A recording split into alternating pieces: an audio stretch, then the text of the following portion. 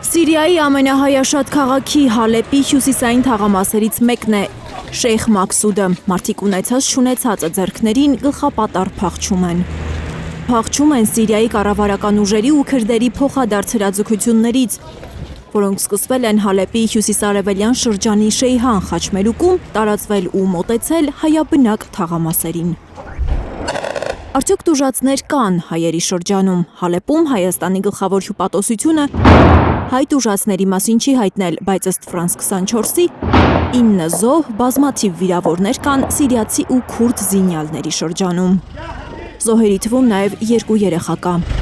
Ծանր հրետանիով, հրթիռներով, անօդաչու թռչող սարքերով են ընթացել մարտերը Շեյխ Մաքսուդում ու Աշրաֆիայում,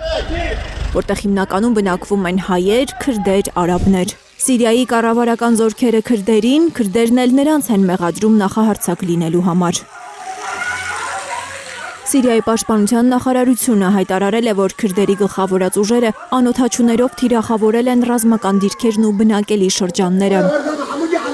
Այսօր, չնայած լարվածությունը ըստ Գանձասար պարբերականի համեմատաբար թուլացել է, դեռ փակ են դպրոցներն ու պետական հաստատությունները, իշխանությունը բնակիչներին հորդորել է հեռու մնալ քրդական թաղամասերից, տնից դուրս գալ խիստ անհրաժեշտության դեպքում։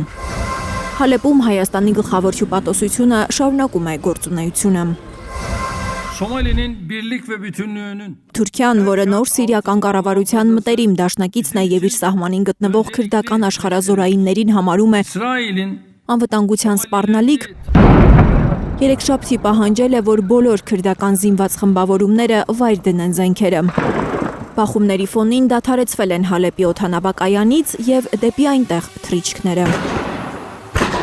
Լիլիթ Գասպարյան, Մարիամ Ամիրջանյան, Գագիկ Տեր-Ղազարյան, Հայլուր։ Հայաստանում եւ աշխարհում տեղի ունեցող իրադարձությունների մասին առաջին իմանալու համար բաժանորդագրվեք մեր ալիքին, սեղմեք զանգակը, որ բաց չթողնեք ամենահրատապը, ամենակարևորն ու հետաքրքիրը։